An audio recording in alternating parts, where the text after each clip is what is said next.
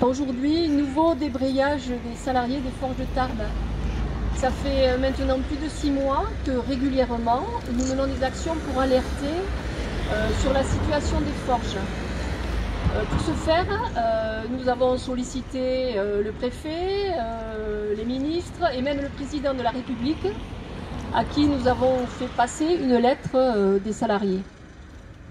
Nous avons le soutien, il faut le noter quand même, des députés et sénatrices du département, mais également de parlementaires qui siègent en commission de la Défense et qui ont directement saisi les ministres de la Justice,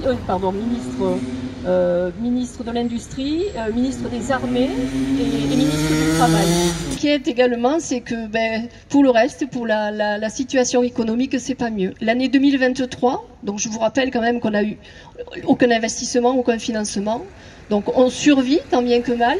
L'année 2023 en est vraiment le reflet. Ça a été un véritable combat pour maintenir l'outil de production à flot. Alors bien évidemment, rafistolage, histoire de ne pas couper, de ne pas casser le flux. Rafistolage, mais sachant qu'on n'a pas de fonds pour financer tous ces dépannages. On a un matériel vétuste, ça n'a pas changé. Donc vraiment, en termes de résultats d'activité, on a moins produit. Et surtout, on n'a pas honoré notre engagement envers le client. La commande n'est pas complètement livrée. On la solde en 2024. Heureusement, on a un client externe, il faut ne pas le nommer, qui est quand même indulgent.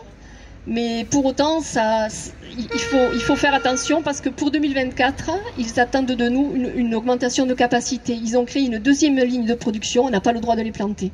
Et aujourd'hui, comment est-ce qu'on fait ?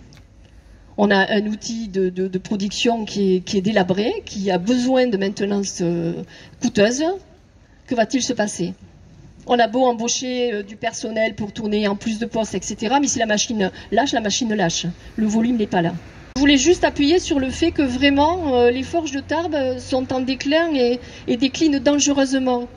Et tandis qu'on décline dangereusement, on découvre dans la presse des opérations de communication de la direction qui affichent des choses mirobolantes. Donc on ne comprend rien. On est dans un état lamentable et de notre côté, comment c'est possible? Dernièrement, par exemple, on a pu lire que les forges de Tarbes étaient valorisées à plus de 50 millions d'euros. Comment c'est possible? D'où sortent ces chiffres alors que les 3 dernières années, les 3 années qu'on vient de vivre sont vraiment catastrophiques, elles sont au plus bas? Comment c'est possible? Pourquoi cette annonce? Et surtout, quel sort est-ce qu'on nous réserve? Alors, on a le sentiment, tout comme l'an passé d'ailleurs, que chaque fois que l'usine va moins bien, va mal, plus elle va mal, plus les annonces dans la presse de communication de la direction sont extraordinaires. Je vous rappelle, l'année dernière, à la même période, on avait annoncé une prise de commande alors je ne sais jamais les chiffres, 120 000, 200 000, des choses, voilà, des choses extraordinaires. Donc voilà, on s'interroge là-dessus et vraiment on a peur. Deuxième annonce, deuxième info relevée dans la presse, donc communication de la direction. Alors là, on n'a pas tout compris, je dois dire. Il s'agit d'une opération sûrement en bourse. Le principe, c'est que le groupe Europlasma veut reprendre le groupe Adomos, qui n'a rien à voir avec l'activité actuelle, qui est un groupe immobilier. Pour ce faire, Europlasma apporterait 49% des actions des forges de Tarbes qu'il détient à 99%. Donc il apporterait 49% des actions à Adomos, qui émettrait des actions. Et Europlasma se porterait acquéreur et contrôlerait donc ce groupe coté en bourse, puisqu'Adomos est coté en bourse. C'est un autre monde pour nous. Nous, notre souci, notre quotidien, c'est faire tourner l'outil industriel. On a besoin d'un soutien industriel et on se pose des questions. Donc c'est des choses qui nous mettent en colère. Il s'agit de Europlasma qui s'est positionné comme repreneur pour Valdune, les usines de Valdune qui fabriquent des roues et des trains, voilà, des roues et des essieux pour les trains. Donc, à la lecture de cette reprise, on s'est retrouvé complètement là-dedans. On a retrouvé les forges de l'époque avec la souveraineté nationale. Qu'est-ce qu'il y avait? Il y avait le site, les 15 millions d'apports sur 3 ans, etc. Donc, une industrie indispensable, etc. Donc, on a eu un souci par rapport à ça. Mais ce qui nous a vraiment dépité et qu'on ne comprend pas, c'est que ce projet soit porté et soit accompagné par Monsieur le ministre de l'Industrie, Roland Lescure, que nous avons interpellé, que nous avons invité à venir voir et se rendre compte de la réalité de la reprise d'Europlasma pour les forges de Tarbes, et qui n'a pas répondu. Comment est-il possible qu'un ministre, que des pouvoirs publics, que l'État, en connaissance de cause, ils ont vraiment le détail de ce qui nous arrive? Comment est-il possible qu'ils puissent cautionner et accompagner encore Europlasma? Vraiment, c'est à n'y rien comprendre. Pour autant, je voulais dire qu'on est de tout cœur avec les salariés de Valdunes. On sait ce qu'ils endurent. Ils traversent une période terrible. Et ce qui est terrible pour eux, c'est que le dilemme, c'est que si Europlasma ne les reprend pas, aujourd'hui, ils n'ont personne. Donc juste, on voulait leur passer un message. Juste, c'était leur dire, prémunissez-vous. Veillez à bien border, à bien bétonner votre projet de reprise. Il faut à tout prix impérativement que vous contractualisiez la présence de salariés, la présence de l'État dans des commissions de contrôle et de suivi. Nous, on ne l'a pas fait. Aujourd'hui, on en souffre. On est tributaire des instances étatiques, du préfet, pour la mise en place et pour lancer ces commissions. Il faut à tout prix qu'ils se préservent là-dessus, qu'ils se prémunissent. Voilà, donc les commissions de suivi qui existaient au démarrage de la reprise d'Europlasma. Il faut savoir que c'est le seul moyen pour nous, et pour les pouvoirs publics en fait, de faire un point sur la réalité et les engagements qu'avait pris Europlasma par rapport à la reprise des forges de Tarbes. Aujourd'hui, statu quo pour les forges de Tarbes, aucun investissement, aucun financement. La situation des forges décline gravement. Début novembre, c'était, je crois, on a été soulagé de la décision du ministre du Travail qui a confirmé le refus de licenciement de Benjamin Duez. Bon, c'est provisoire, on sait qu'il y a la possibilité encore que l'employeur fasse appel au niveau du tribunal administratif. Il n'en demeure pas moins que la situation sociale des forges est explosive, je dirais.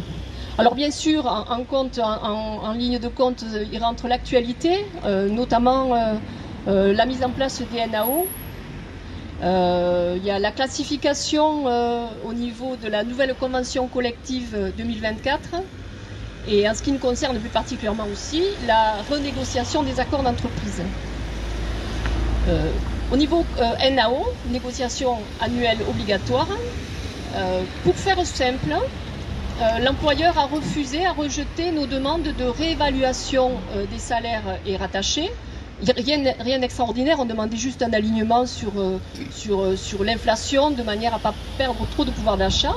Donc il a refusé ça, mais ce qui nous a vraiment heurté et qui nous fait peur, c'est qu'il affiche une position dans laquelle il a la volonté de convertir du salaire en intéressement et participation. C'est le cas par exemple de certains éléments de nos salaires qui sont dans le contrat de travail, des primes de fin d'année, des primes de vacances. Et il nous a fait savoir qu'il ne souhaitait pas les reconduire en l'état. Et c'est alors qu'il a abordé le fait qu'ils sont en train de créer un accord d'intéressement et de participation. Il est hors de question, et c'est non négociable, qu'une partie de nos salaires parte en prime intéressement ou autre. C'est des éléments de salaire dans nos contrats de travail, et nous souhaitons continuer à cotiser nos charges sociales et cotiser pour la retraite dessus. On sait que cette nouvelle convention collective est vraiment... va se traduire par une régression sociale et salariale extraordinaire. En plus de ça, la direction a fait un passage en force en ce qui nous concerne. Passage en force, il nous met devant la fait accomplie. Impossible pour nous de réagir ou de faire corriger la classification ou la cotation qui nous a affectés. Il se retranche derrière les articles 63.1 et 63.2, on va le savoir par cœur, selon lesquels, de cette dite convention, selon lesquels l'employeur a les prérogatives en ce qui concerne la fiche emploi et les classifications. Dixit ses propos, je vous rapporte ses propos. Dixit l'employeur, les salariés qui ne sont pas satisfaits, qui souhaitent, parce qu'il y a une erreur, une anomalie, une incohérence, un oubli, ils ont la possibilité d'avoir deux recours. Soit ils partent au prud'homme, soit ils démissionnent. Vous imaginez un petit peu la réaction que peuvent avoir les salariés face à cette attitude. D'autant que c'est encore du salaire qu'on touche. Et qu'on essaye. Aujourd'hui, quand même, on est blessé. On a un passé qui fait qu'on a déjà pas mal perdu, notamment au niveau des œuvres sociales. Donc, régression salariale, ok, mais on a déjà donné. On a perdu les chèques vacances, les chèques de fin d'année. On avait un CE de plus de 50 personnes. Depuis qu'on est passé en dessous de 50 personnes au 1er juillet, il n'y a plus obligation pour l'employeur de verser des œuvres sociales, chose qu'il fait, bien évidemment. Voilà. Le troisième point, il s'agit de la renégociation des accords d'entreprise. Il faut savoir qu'ici, aux Forges de Tarbes, nous bénéficions des accords à l'époque Vallourec, qui sont bien évidemment tombés lorsque Vallourec nous a cédé Altifort, mais qui perdurent par usage. Depuis lors, quel que soit l'employeur, quelle que soit l'entreprise qui nous a repris, ces accords sont appliqués. Il s'agit donc de les dénoncer et de renégocier un accord à part entière.